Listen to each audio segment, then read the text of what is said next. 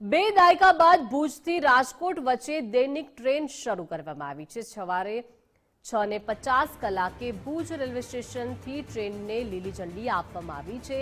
10 કોચવાળી ટ્રેનમાં એક AC coach, એક સ્લીપર અને 6 જનરલ કોચ છે। ત્યારે 273 કિલોમીટરનું અંતર કાપવામાં આ ટ્રેન 7 કલાકનો સમય લાગશે।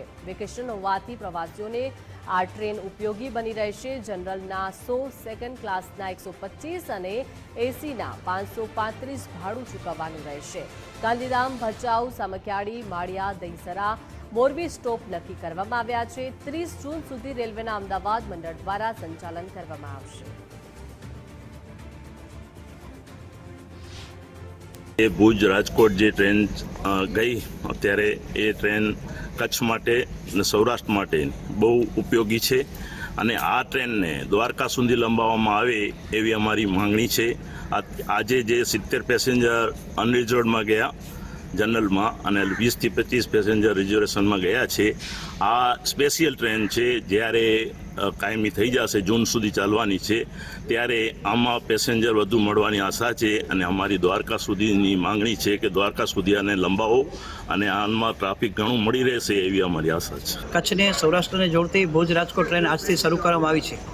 આ ટ્રેનનો મુસાફરો વધારે લાભ લે એ જરૂરી છે, કારણ કે 2 દાયકા પહેલાં પણ આ ટ્રેન શરૂ કરવામાં આવી પણ ત્યારે પેસેન્જરો ન મળવાના કારણે ટ્રેન બંધ થઈ હતી।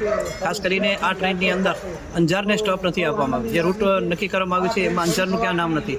અંજાર પણ એક વિકસતું મોટું શહેર છે, અંજારને પણ સ્ટોપ મળે જેથી આ ટ્રેનને વધુમાં વધુ પેસેન્જર મળે, આ ટ્રેન કાયમી બની રહે એ માટે મુસાફરો પણ વધુમાં વધુ આ ટ્રેનની અંદર મુસાફરી કરે। બિઝનેસ કરું છું ને રાજકોટ ખરીદી માટે જાઉં છું। આ જે ટ્રેન ચાલુ થઈ છે નવી, એમાં ફર્સ્ટ ડે ને ફર્સ્ટ જર્નીમાં છું ને આ સર્વિસ મને બહુ સારી લાગે છે આમ તો, કારણ કે બસીસ છે ખાલી હમણાં સુધી કનેક્ટિવિટીમાં, પણ હવે આ ટ્રેન ચાલુ થઈ છે ટ્રાયલમાં, પણ અગર કન્ટિન્યુ હોય તો ઘણું સારું કહેવાય આપણા માટે ભુજથી રાજકોટ, કારણ કે રાજકોટ એક મોટો હબ છે, ભુજ એ મોટો હબ છે। 2 હબના વચમાં કનેક્ટિવિટી થઈ જશે એટલે મને બહુ સારું આ લાગે છે।